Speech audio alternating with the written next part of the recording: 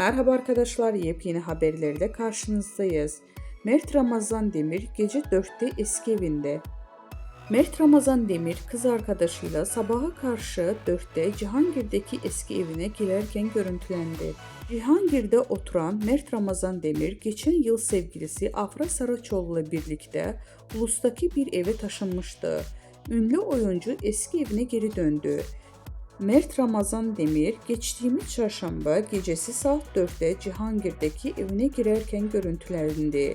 Üstelik yalnız değildi. Çarşamba akşamı Cihangir'de giren Mert Ramazan Demir mekandan sabaha karşı genç bir kadınla ayrıldı. İkili Demir'in eski evine yürürken objektiflere yansıdı. Apartmanın kapısının arkadaşı anahtarla açarken oyuncu muhabirlerin sorularına cevap verdi.